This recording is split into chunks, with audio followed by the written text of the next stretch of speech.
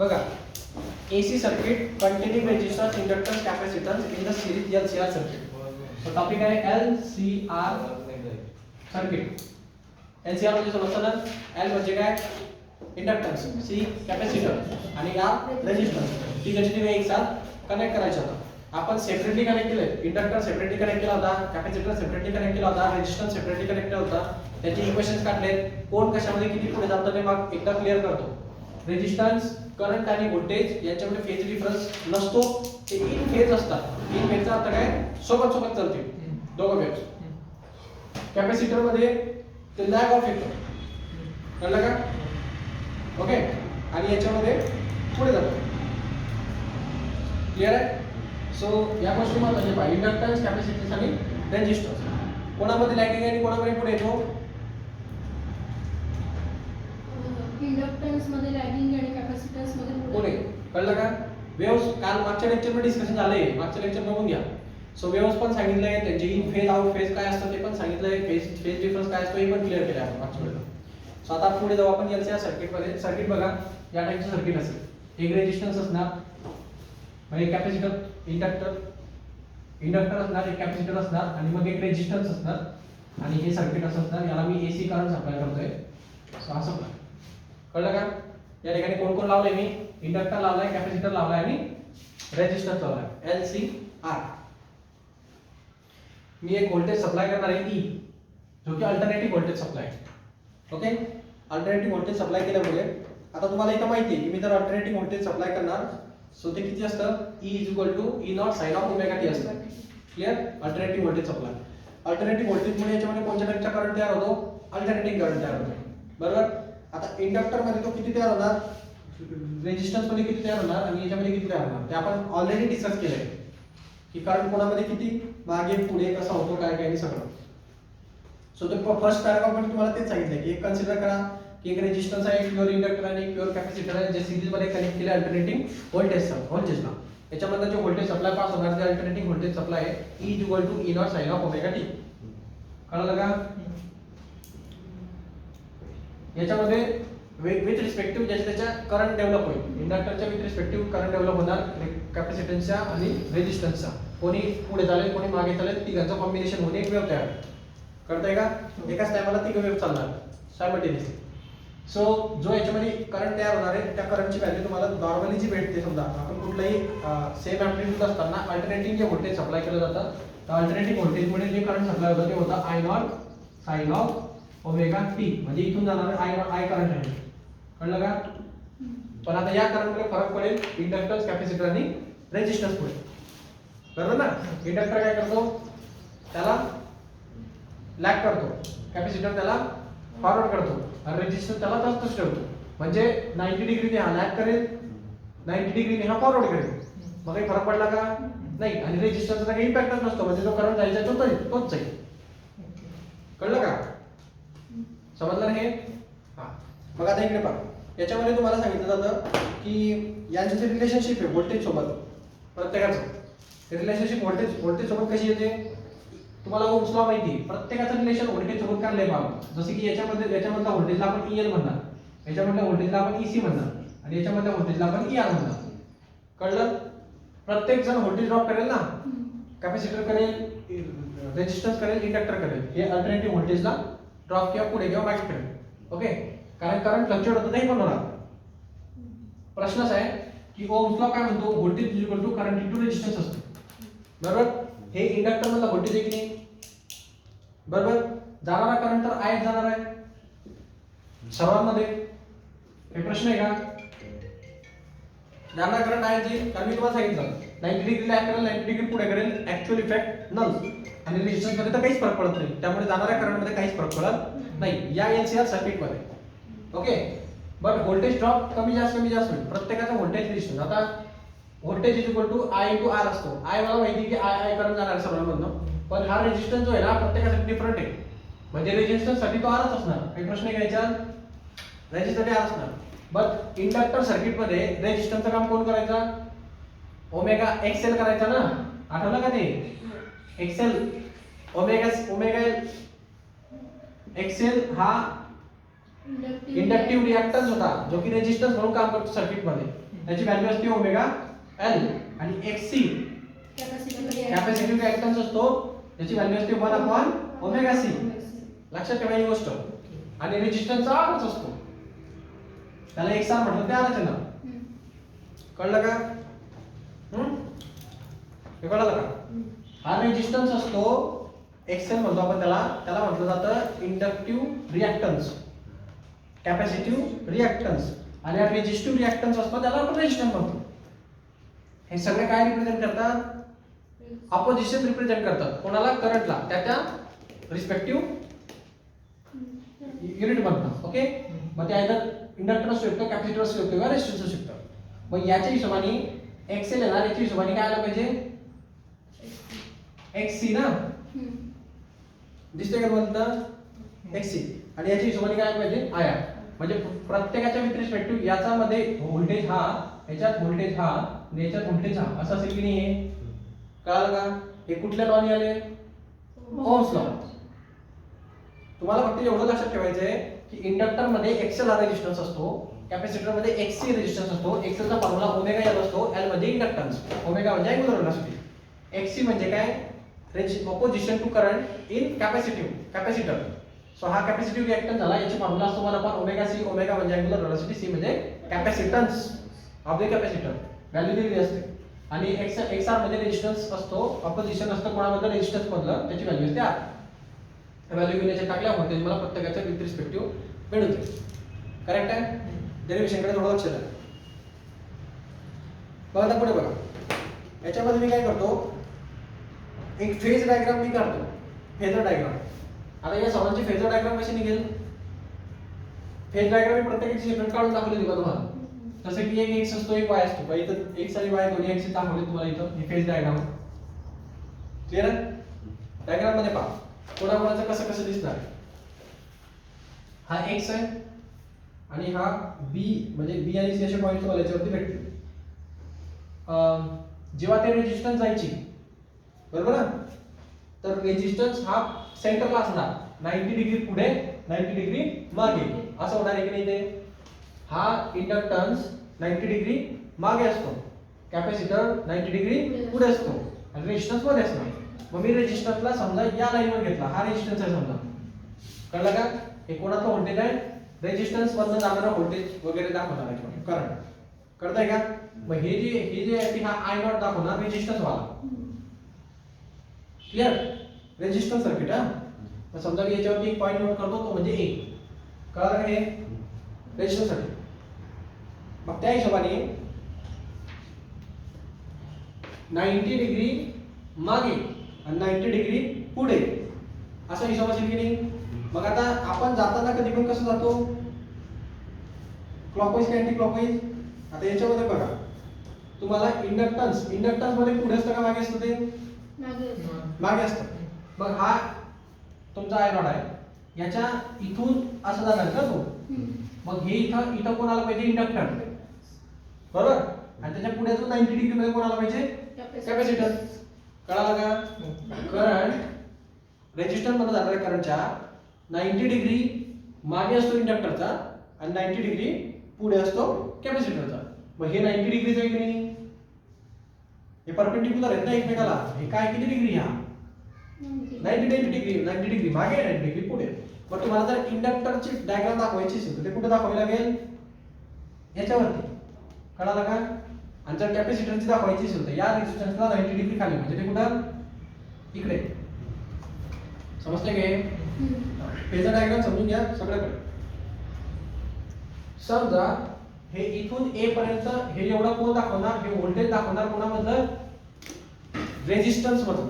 रेजिस्टन्सचा current resistance मधला voltage. कळतंय? आता करंट सर्वांना सारखा करणार आहे. सो त्यामुळे काही प्रश्न नाही करंटचा. बट व्होल्टेजचा फरक पडेल ना. कमी जास्त. सो व्होल्टेजचा डिफरन्स आहे. मग या हॉरिझॉन्टल याच्यावरती तुम्हाला व्होल्टेज भेटणार कोणाचं? रेजिस्टन्स मध्ये किती होते. याच्यामध्ये कोणाचं व्होल्टेज भेटलं पाहिजे? इंडक्टरचं. मग तुम्ही वरती काय दाखवणार? इथून तर इथपर्यंत समजा इथे एक बी डॅश पॉईंट आहे. ओके. या बी डॅश पॉईंट पर्यंत इथून तर इथपर्यंतचं जे व्होल्टेज असणार त्याला म्हणणार आपण ईएल इंडक्टरचं व्होल्टेज. त्याची मॅग्निट्यूड दाखवतो बी डॅश पॉईंट. एक खाली एक सी पॉईंट असेल, इथपर्यंतची मॅग्निट्यूड दाखवणार तो सी पॉईंट. तो सी पॉईंट ओके हां, इथे एक बी पॉईंट आहे समजा वरती, बी पॉईंट आहे आणि इथं खाली एक सी पॉईंट आहे. ओके, आणि हे इथून इथपर्यंत जे दाखवणार आहे हे कोण दाखवणार आहे? ईसी. ईसी का? कारण या सी पर्यंतचे जे व्होल्टेज असणार ते ईसी रिप्रेझेंट करणार, बिकॉज याच ठिकाणी काय रिप्रेझेंट करणार, कारण 90 डिग्री ते पुढे असलं पाहिजे म्हणून ते खाली येणार. कळतंय का? हे तिघांचं कंबाईन कॉम्बिनेशन सर्किट आहे. आपण फक्त रेजिस्टन्स पाहिलाय, फक्त इंडक्टर पाहिलाय, फक्त कॅपॅसिटर पाहिलाय, तिघांचे कॉम्बिनेशन असेल. कळलं का? मग आपण सर्वांचा रिझल्टंट घेऊ समजा. आता या तिघ सर्किटचा रिझल्टंट होऊन या तिघांचा कंबाईन इम्पॅक्ट होईल की नाही? सेपरेट सेपरेट असेल, पण सर्वांचा कंबाईन इम्पॅक्ट होईल नाही. तिघांचा कंबाईन कॉम्बिनेशन होऊन सिरीज होऊन कॉम्बिनेशन होईल ना, म्हणजे याचा काय वाढणार आहे? रेजिस्टन्स वाढणार आहे ना, कारण सिरीज मध्ये काय वाढतो? रेजिस्टन्स वाढतो, ऍड होतो सिरीज मध्ये. मग यांचा एक कंबाईन रेजिस्टन्स येईल आणि जो याच्यातनं करंट इकडे ना पास होतं, इकडे ना पास होतं, इकडे ना पास होतं, एक नवीन ठिकाणी तो करंट पास होईल. कळालं का? तिघांचं कॉम्बिनेशन म्हणून, आणि त्याला म्हणणार आपण ई नॉट. मॅक्झिमम करंट जे पास होते त्याचा पास. कळतंय का? तो पॉईंट इथं दाखवलाय पहा. कोण पॉईंट आहे तो? के पॉईंट आहे. दिसतोय का इथं? डायग्राम मध्ये के दाखवलाय पहा. आणि तो ह्या ए ला असा कनेक्टेड केलेला आहे कारण मला जरा जॉमेट्रिकल फिगर पाहिजे. ओके, हा मॅक्झिमम पॉईंट असणार ई नॉट, जो की सर्वांचं कॉम्बिनेशन करून दाखवतो डायरेक्शन. हे कळालं काही करून? Phasor diagram. आता विषय असा आहे की मला जर यांचं म्हणजे हा जो कॉम्बिनेशन इफेक्ट आहे, म्हणजे मी जर या पॉईंटला म्हणणार ओ, तर हा ओके हा कॉम्बिनेशन इफेक्ट आहे की नाही त्यांचा? ओके, तर ओके ची व्हॅल्यू काय असेल? हा राईट अँगल ट्रायंगल आहे ना. ओके म्हणजे काय बनणार? एक राईट अँगल ट्रायंगल बनणार, ओए आणि ओबी बनतो. बी कुठे आहे? बी डॅश पाहिजे तिथं, तिथं करेक्ट करा.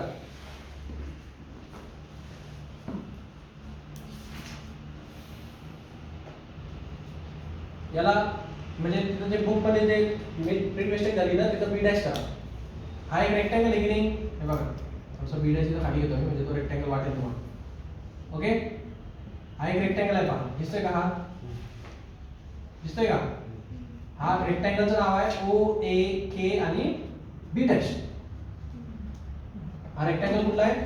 ओ ए के बी डॅश. हा जर रेक्टँगल असेल तर 90 डिग्री असणार, तर रेक्टँगलचे प्रत्येक डिग्री किती असतात? 90 डिग्री असतात. मग मी एक ट्रायंगल कन्सिडर करतो, इन ट्रायंगल ओ ए के. ओ ए के पकडा का ओ बी डॅश के पकडा? हा वरचा ट्रायंगल पकडा, हा ट्रायंगल पकडा, कुठलाही पकडा. समजलं का? आन्सर त्याची. समजा मी हा खालचा पकडला तरी ठीक आहे, वरचा पकडला तरी ठीक आहे. हा पकडतो समजा, समजा सोपं जाईल. मग याच्यामध्ये जर मी म्हटलं की मला ओके पाहिजे, तर हा हायपोटेन्यूज नाही का? त्याच्या हिशोबाने एवढाच ट्रायंगल पकडा, हा ही साइड आणि हा हायपोटेन्यूज झाला. पायथागोरस लॉ लावता येईल ना ओके पाहिजे तर. मग ओके काय भेटेल? ओकेचा स्क्वेअर हा पायथागोरस म्हणजे हायपोटेन्यूजचा स्क्वेअर हा ही साइडचा स्क्वेअर प्लस ही साइडचा स्क्वेअर मध्ये टाकायचे. हे लावले का? आता ही ओके म्हणजे काय आहे? ईएल आहे ना, एवढंच तर डिस्टन्स असेल ना.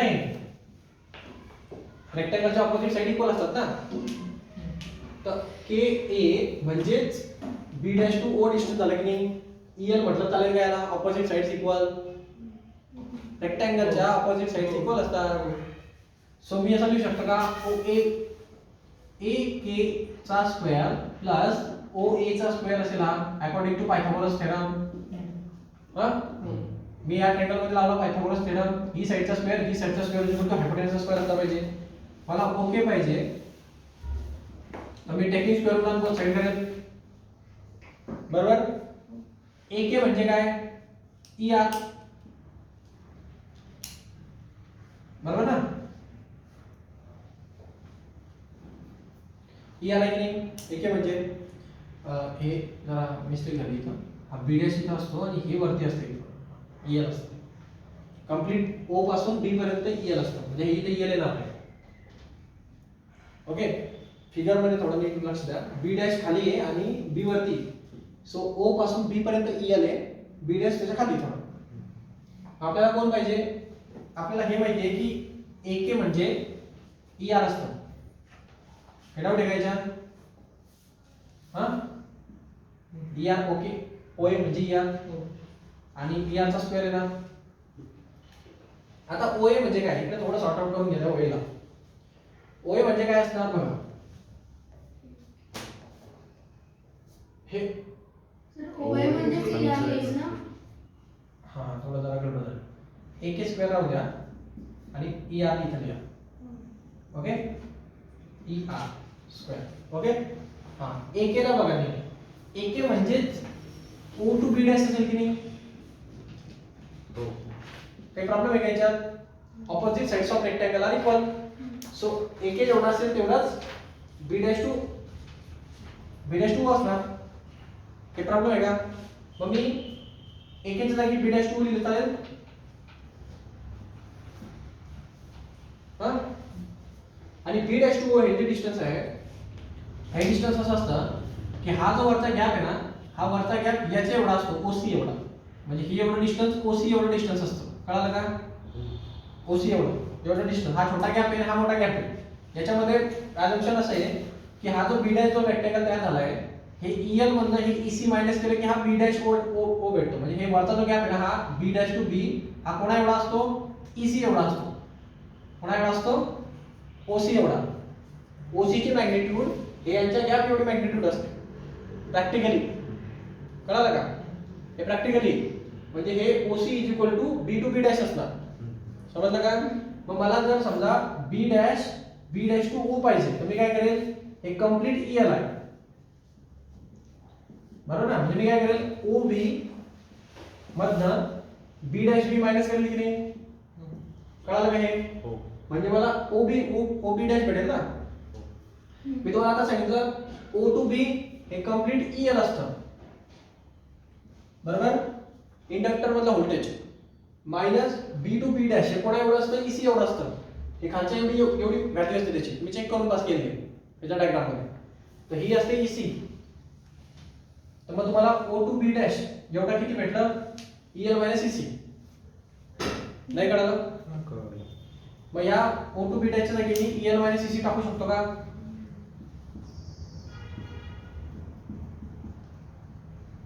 हा चालेल का असं.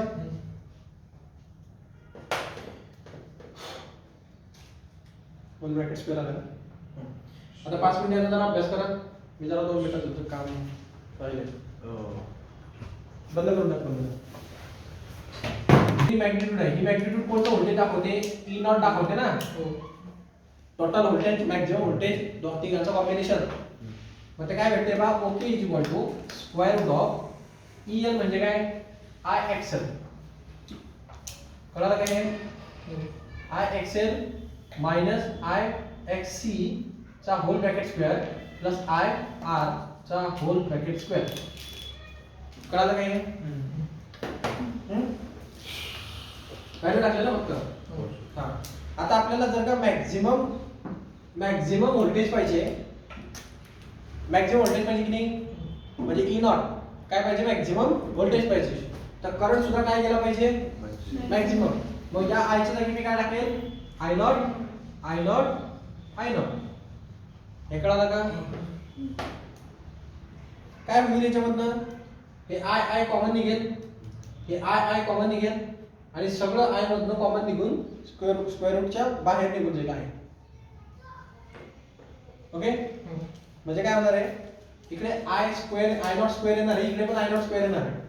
कॉमन निघून तिघांना कॉमन निघेल ना चौकटी करून.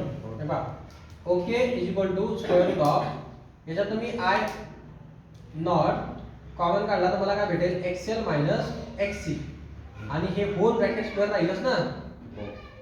आणि प्लस हा I नॉट चा पण स्क्वेअर भेटेल की नाही मला इथं R चा स्क्वेअर भेटेल की नाही. आणि हा होल ब्रॅकेट स्क्वेअर मी या सेपरेट ब्रॅकेटला आणि याला या I स्क्वेअरला दिलं चालेल का. मल्टिप्लिकेशन आहे ना ते. मग काय होऊ शकते इथं हे कळतंय का.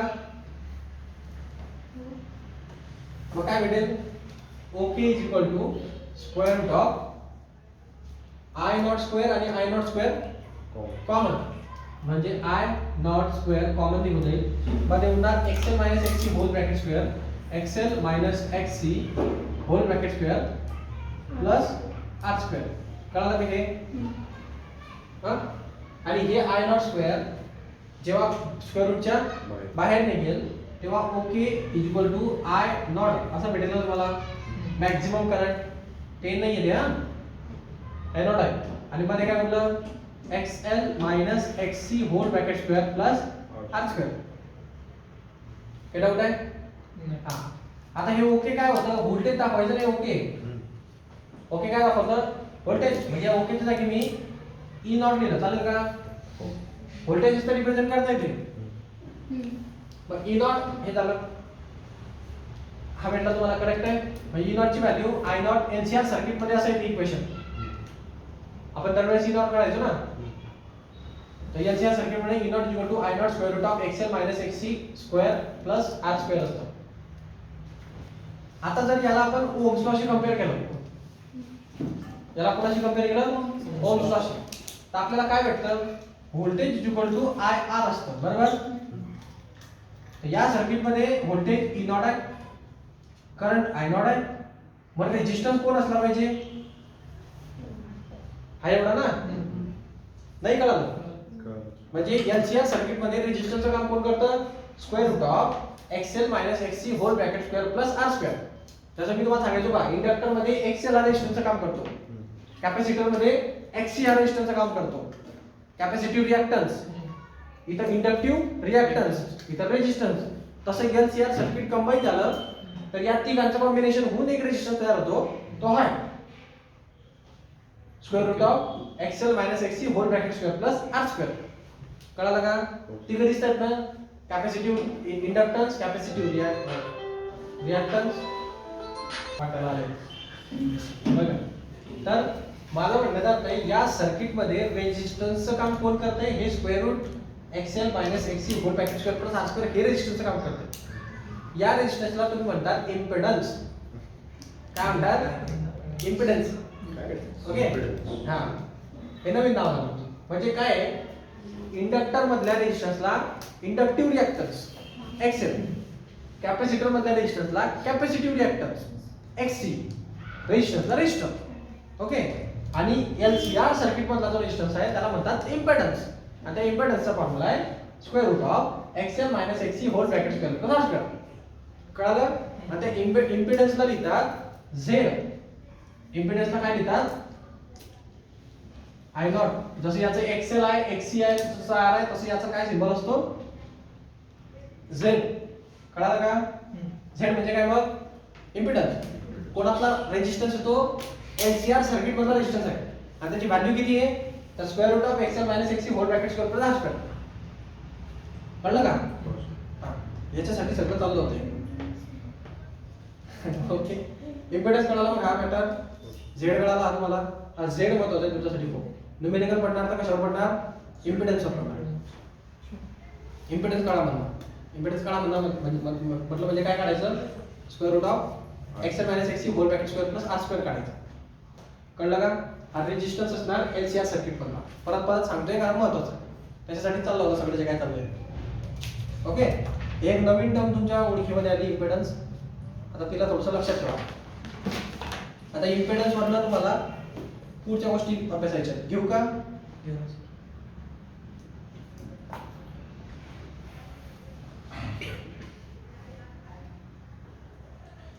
या इम्पेडन्सचा एक अजून एक प्रॉब्लेम आहे इम्पेडन्स चा जर आपण रेसिप्रोकल घेतला म्हणजे जसा रेजिस्टन्स आहे ना इम्पेडन्सचा जर मी रेसिप्रोकल घेतला तर हा वर्ड तुम्हाला कॉम्पिटिटिव्ह एक्झाममध्ये ऐकायला भेटेल त्याचं नाव असतं ऍडमिटन्स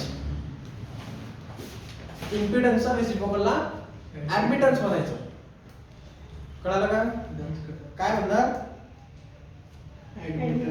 म्हणजे 1/z is equal to admittance असतो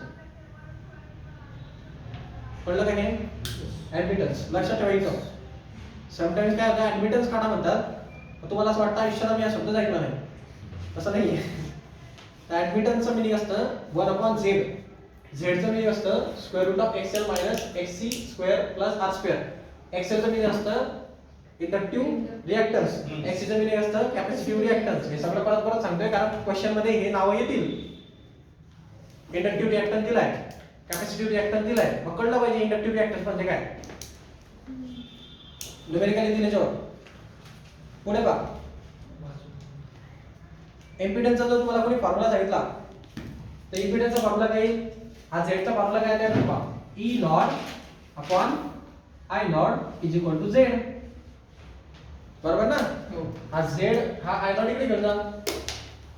मी तुम्हाला मागे पण डिस्कस केलंय पहा, मॅक्झिमम व्हॅल्यू ऑफ व्होल्टेज आणि मॅक्झिमम व्हॅल्यू ऑफ करंट याला म्हणतो आपण आरएमएस व्हॅल्यू ऑफ व्होल्टेज आणि आरएमएस व्हॅल्यू ऑफ करंट. एका न्यूमेरिकल मध्ये काढलंय आपण हे. त्याला मॅक्झिमम करंट पाहिजे तर आपण आरएमएस व्हॅल्यू काढली है ना. हा विषय लक्षात ठेवा विषय तो, याला मी RMS value of voltage upon RMS value of current म्हणू शकतो. असं का म्हणू शकतो माहिती का, त्याचा विषय असा आहे की याचा रेशो ला आरएमएस व्हॅल्यू म्हणता येते. सिंपल नुसतं म्हटलं त्याला आरएमएस म्हणता येत नाही, कारण आरएमएस व्हॅल्यूची व्हॅल्यू काय होती हे पहा, ई आरएमएस चा फॉर्म्युला असतो E not upon root of 2 बरोबर आहे, आणि आय आरएमएस चा फॉर्म्युला असतो I not upon root of 2.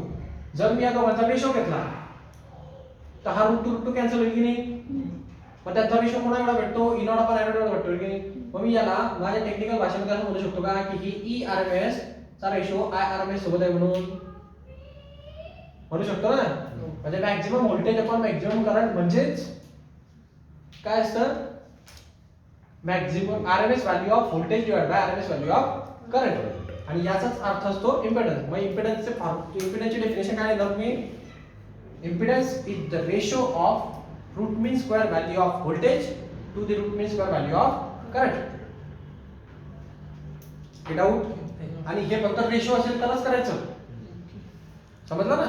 नाही तर नुसतं म्हणणार की ई नॉट म्हणजे आयआरएमएस असतं, तसं आहे का ते, हे रूट 2 नाही तर खाली ते कॅन्सल झालंय म्हणून तसं म्हणता येतं मला. ते डायरेक्ट इक्वल नाहीये, रेशो मुळे इक्वल झाले. रूट टू कॅन्सल होतो, maximum value root 2 into RMS आहे ना, समजताय ना. हा नाही तर म्हणणार सर तुम्ही सांगितलं होतं इक्वल आहे, रेशो मुळे इक्वल आहे, रूट टू कॅन्सल होतो. आणि आता सर्वात शेवटचं जर आलं डेरिव्हेशन संपवतो मी आज, थोडंसं वाटेल तुम्हाला डेंजर काहीतरी, पण 5-10 मिनिटं थांबा. ओके महत्वाचं आहे ना.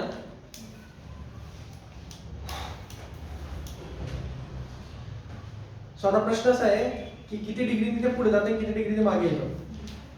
ओके आता याच्यामध्ये काय आहे की जे काही तुमचं व्होल्टेज आहे एलसीआर जे आहे, voltage leads current by a phase angle phi. याच्यामध्ये व्होल्टेज जे असतं ते लीड करतं करंटला बाय फेज अँगल फाय.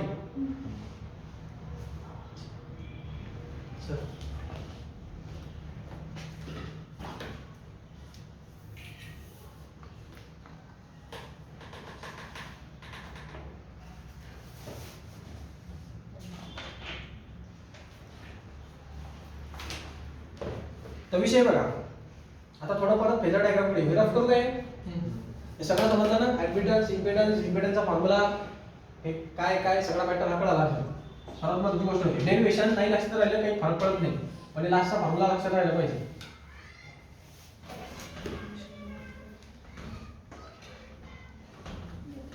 पुढे पहा, आताचं पण महत्त्वाचं आहे.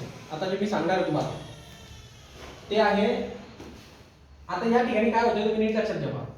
तुम्हाला मी सांगितलं होतं करंट मध्ये काहीच फरक पडणार नाही, कारण करंट हा π/2 नी मागे ओढेल तर हा π/2 नी पुढे ओढेल. हे दोघं एकमेकाला कॅन्सल करतील आणि रेजिस्टन्स म्हणून करंट आत जातो. म्हणजे इकडे तुम्हाला आयच भेटणार आहे, काही पुढे नाही काही मागे नाही. समजलं का. म्हणजे या सर्किट पुऱ्या सर्किट मधनं जो करंट जाणार आहे तो रेजिस्टन्स म्हणून जातो तेवढाच असेल. कळलं का. पुढे मागे जाण्याची पॉसिबिलिटी 0 झाली आहे, कारण ते दोघं एकमेकाला कॅन्सल करतात. मग याच्यातनं जो ऍक्च्युअल करंट जातोय तो कोणा एवढा जाणार आहे, एवढाच जाणार आहे. बरोबर. आय नॉट एवढा या रेजिस्टन्स वालाच सर्किट रेजिस्टन्सचं ऍक्च्युअल करंट रेजिस्टन्स एवढंच आहे. पण व्होल्टेज तुमचं डिग्रीने वाढलंय. पहा व्होल्टेज कुठे आहे, ई नॉट इथं, हा वेक्टर इथं होता आणि हा वेक्टर इथं आला. म्हणजे किती डिग्रीने वाढला तो, 5 डिग्रीने वरती गेला ना. व्होल्टेज करंट पेक्षा पुढे चाललंय. समजतंय का. समजतंय ना. लक्षात ठेवा. मग या एनसीआर सर्किट मध्ये नॉर्मली करंट व्होल्टेजला लीड करतो किंवा बॅक करतो. या ठिकाणी करंट पेक्षा व्होल्टेज 5 डिग्रीनी पुढे. Voltage lead by current with how many degrees 5 degrees. म्हणजे 5 फेज अँगलनी तो कोण पुढे चालतं? व्होल्टेज पुढे चालतं. कोणापेक्षा? करंट पेक्षा. नीट लक्षात ठेवा सेंटेन्स. नॉर्मली मी करंट लीड करंट बिहाइंड असे शब्द वापरतो. करंट मागे किंवा करंट पुढे. या ठिकाणी मी वर्डिंग काय यूज करतोय? व्होल्टेज लीड करत आहे करंटला, कारण करंट खाली आहे आणि व्होल्टेज 5 डिग्रीनी पुढे गेले. सो आपण वर्डिंग यूज करणार voltage leads the current by 5 degree. आणि 5 म्हणजे काय झालं मग? Phase angle. फेज अँगल ना, फेज डिफरन्स फेज अँगल. मग हा फेज अँगल काढणार कसा? हा विचारतो तुम्हाला प्रश्न की इम्पेडन्स ठीक आहे, पण फेज अँगल किती फेज अँगलनी व्होल्टेज करंटला लीड करणार? आपल्याला काढायचं कोण आहे आता? 5 5 म्हणजे phase angle between current and voltage. Phase angle between current and voltage. हे करंट हे व्होल्टेज याच्यामधला फेज अँगल 5. कळतंय? आता परत त्या ट्रायंगल वर या. हा ट्रायंगल आहे बघा तुमच्याकडे ए के ए ओ. हा 5 आहे. हे ऑपोजिट साइड माहिती मला काय असते ती? EL मायनस EC माहिती ना. हे खालची पण माहिती मला या. मग मला ऑपोजिट आपण ऍडजस्टमेंट माहिती. मग मी कोणतं फंक्शन वापरेल? टॅन वापरेल ना. ऑपोजिट साइड आपण ऍडजस्टमेंट काय असतं? टॅन असते. मग मी काय म्हणेल? Tan of phi is equal to opposite side कोण आहे? ए की AK divide by OA. AK ची व्हॅल्यू किती? EL मायनस EC आणि OA ची व्हॅल्यू किती? ER. हे तुम्हाला काय भेटलं? Tan of 5. तुम्हाला कोण पाहिजे? 5 पाहिजे ना. मग टॅन इनव्हर्स इकडे करा. भाई EL आणि EC ची व्हॅल्यू सबस्टिट्यूट करा. काय असते? EL म्हणजे I XL, EC म्हणजे I XC आणि ER म्हणजे I R. याच्यात I कॉमन निघेल.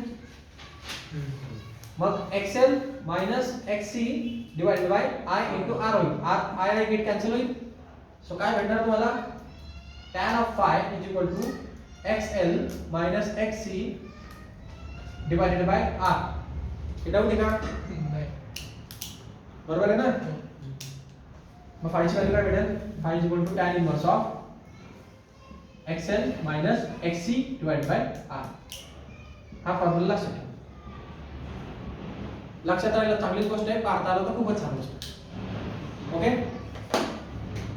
करता येईल का मग? कन्सेप्च्युअली जमेल. आता तुम्हाला फेज अँगल विचारला तर हा फॉर्म्युला आपल्याला आला पाहिजे. आणि लास्ट केस उरली याच्यामध्ये ते म्हणजे कन्फ्युजन. त्याच्यामध्ये महत्त्वाचे दोन फॉर्म्युले आहेत. इम्पेडन्स, व्होल्टेज मॅक्सिमम व्होल्टेजचा फॉर्म्युला आणि हे फेज अँगल. हे 3 फॉर्म्युले तुम्ही पाठ करून घ्या एलसीआर सर्किटमध्ये. आणि करंट किती डिग्रीने कोणाला कसं लीड करते ते पण लक्षात आहे. हे 5 डिग्री कोण कोणाला लीड करते? हे 5 डिग्री कोण कोणाला लीड करते? व्होल्टेज लीड करते कोणाला? करंटला. हा सेंटेन्स लक्षात ठेवा नीट. गडबड करणार नाही त्या पेपर मध्ये. तुम्हाला कॉम्पिटिटिव्हला क्वेश्चन विचारला जाईल सीईटी मध्ये. करंट लीड करतं 5 डिग्रीनी, व्होल्टेज लीड करतं 5 डिग्रीनी, लॅग ऑफ आहे, बिहाइंड आहे, पुढे आहे, मागे आहे. नीट कळलं पाहिजे. नीट लिहून ठेवा.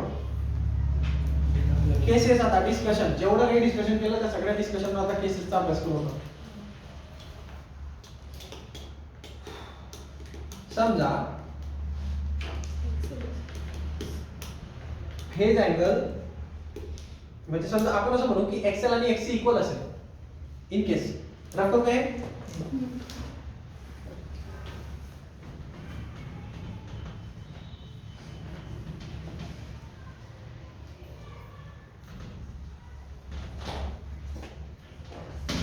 तुमच्यासाठी जे दोन सर्वात महत्त्वाचे फॉर्म्युले आहेत तो म्हणजे इम्पेडन्स आणि याचा फॉर्म्युला. सो काय इम्पेडन्सचा formula? Z is equal to square root of R square plus in bracket XL minus XC whole bracket square. आणि 5 चा फॉर्म्युला आता काढला. tan inverse of XL minus XC upon R. कळालं का? हे दोन फॉर्म्युले इम्पॉर्टंट तुमच्यासाठी. जर मी तुम्हाला म्हणतो की एक एलसीआर सर्किट होतं, त्याच्यामध्ये इंडक्टर, कॅपॅसिटर आणि रेजिस्टन्स. हा इंडक्टर आहे, हा कॅपॅसिटर आणि हा रेजिस्टन्स आहे. Suppose XL is equal to XC असेल फर्स्ट केस. कन्फ्युजन सांगतोय महत्वाचं आहे, लक्ष द्या. कॉम्पिटिटिव्ह एक्झाम एक्सेल आणि एक्ससी इक्वल असेल म्हणजे म्हणण्याचा अर्थ काय याचा एक्सेल आणि याचे एक्ससी दोघांचा रेजिस्टन्स इक्वल असेल रेजिस्टन्स दोघांचा इक्वल आहे सपोज असं असेल तर काय होईल तर या एक्सेल मायनस एक्ससी ची व्हॅल्यू काय होईल 0 मग 0 चा स्क्वेअर केला तर 0 मग इथं फक्त रेजिस्टन्सचा स्क्वेअर उरला म्हणजे इम्पेडन्स फक्त रेजिस्टन्स होणार म्हणजे हे सर्किट ऍक्च्युअली नाहीच आहे ते कोणासारखं काम करेल प्युअर रेजिस्टन्स सारखं नाही कळालं इम्पेडन्सची व्हॅल्यू पहा square root of R square plus इथं एक्सेल ला मी इथं पण एक्सेल लिहू शकतो की नाही दोघं सेमच आहे ना मग त्यामुळे दोघांना इक्वल लिहू शकतो मला स्क्वेअर रूट ऑफ इथं भेटणार आर स्क्वेअर 0 चा स्क्वेअर मला square root of R square भेटणार आणि त्याचं स्क्वेअर रूट घेतलं मला आर भेटणार म्हणजे इम्पेडन्स हा कोणासारखा भेटतो आर एवढा म्हणजे म्हणण्याचा अर्थ आहे जेव्हा एक्सेल आणि एक्ससी इक्वल असतं दॅट टाइम सर्किट कोणासारखं काम करतं प्युअर रेजिस्टन्स हे सर्किट कोणासारखं काम करणार प्युअर रेजिस्टन्स हे कंडिशन तुम्हाला पेपरमध्ये भेटेल बऱ्याच ठिकाणी एक्सेल एक्ससी इक्वल असेल तर मग सर्किटचं काय मग ते कोणासारखं काम करेल प्युअर रेजिस्टन्स सारखं काम करेल इम्पेडन्स कोणा एवढा असेल रेजिस्टन्स एवढा असेल म्हणजे सर्किट मध्ये असं अजून करून घ्या तुम्ही की सर्किट मध्ये ऍक्च्युअली एक्सेल आणि एक्ससी नाहीच ते काय आहे डायरेक्ट फक्त रेजिस्टन्स या केस मध्ये फाय ची व्हॅल्यू काय होईल tan inverse of XL minus XL लिहू शकतो का मी बरोबर ना दोघं इक्वल आहेत so tan inverse of 0 upon resistance मग काय होईल tan इनव्हर्स ऑफ 0 आणि 0 tan ची व्हॅल्यू 0 कोणत्या डिग्रीला येते 0 डिग्रीला येते म्हणजे फाय ची व्हॅल्यू काय असली पाहिजे 0 कळतंय का मग ती कडाने डायरेक्ट सांगितलंय बुक मध्ये की एक्सेल इक्वल टू एक्स असेल तर फाय ची व्हॅल्यू 0 येते कसं काय आली सांगितलं त्या टायमाला इम्पेडन्स हा डायरेक्ट रेजिस्टन्स एवढा असतो म्हणून ते प्युअर रेजिस्टन्स सर्किट म्हणून काम करते गेट आउट या सर्किटला तुम्ही काय म्हणू शकता नॉन इंडक्टिव्ह सर्किट सुद्धा म्हणू शकता म्हणजे इंडक्टिव्ह नाही म्हणजे काय याच्यात कॅपॅसिटर पण नाही आणि इंडक्टन्स पण नाही इंडक्टिव्ह सर्किटच नाही फक्त रेजिस्टन्स रेजिस्टिव्ह सर्किट म्हणते कळतं हे महत्त्वाचे आउटपुट लक्षात ठेवा पूर्ण लेक्चरचा सारांश सांगतो वाटत असेल बोर तुम्हाला पण आता काय करणार आहेच तसं ते इतकं पण बोर नाही आहे बघा इकडे दुसरी case XL is greater than XC suppose XL हा ग्रेटर दॅन असेल एक्ससी पेक्षा केस नंबर 2 काय फरक पडेल इम्पेडन्स मध्ये काय फरक पडेल square root of R square minus XL minus XC चा होल ब्रॅकेट स्क्वेअर मोठ्या व्हॅल्यूतून छोटी व्हॅल्यू मायनस केली त्या आन्सर पॉझिटिव्ह राहील की नाही त्यामुळे याचा काही प्रश्न पडत नाही तो पॉझिटिव्ह राहील याचा आणि ती स्क्वेअर असल्यामुळे तसा पण त्याचा काही फरक पडत नाही पण या ठिकाणी फक्त तुम्हाला फेज फरक कशात पडेल याच्यामध्ये पडेल काय म्हणतो आपण त्याला सर ते आर स्क्वेअर प्लस आहे ना आर स्क्वेअर प्लस आहे ना हा ऍक्च्युअली याचा काही फरकच पडत नाही का माहिती का हे मोठी झाली काय ही लहान झाली काय व्हॅल्यू जरी मायनस झाली तरी स्क्वेअर मुळे ते प्लसच होणार आहे त्यामुळे या केस मध्ये इम्पेडन्स वर फरक पडणार नाही पण हा फरक कोणावर पडणार आहे फेज डिफरन्स वर कारण फेज डिफरन्स वर तसं नाहीये tan inverse of XL minus XC आणि डिवाइड बाय आर जर एक्सेल ची व्हॅल्यू एक्ससी पेक्षा मोठी असेल तर ऑब्वियसली हे आन्सर काय भेटणार आहे पॉझिटिव्ह भेटेल वॉट आपण छोटी व्हॅल्यू आहे तर पॉझिटिव्ह भेटेल ना म्हणजे न्यूमरेटर तर पॉझिटिव्ह आहे तर हे पण पॉझिटिव्ह राहील सगळं आणि tan चे व्हॅल्यू पॉझिटिव्ह कधी असतात 0 to 90 डिग्री मध्ये आणि निगेटिव्ह कधी होणार 90 च्या पुढे मग तुम्हाला इथे सांगितलं जातं की जर tan ऑफ फाय ची व्हॅल्यू पॉझिटिव्ह असेल तर मग थीटा पण हा पॉझिटिव्ह असला पाहिजे म्हणजे फाय सुद्धा काय असला पाहिजे पॉझिटिव्ह असला पाहिजे म्हणजे किती डिग्री 0 to 90 डिग्रीच्या मध्ये असला कळलं का या केस मध्ये voltage lead the current by a phase angle five and AC circuit is inductive dominated circuit याच्यामध्ये व्होल्टेज 5 डिग्रीनी पुढे जातो मग या सर्किटला आपण इंडक्टिव्ह डोमिनेटेड सर्किट म्हणणार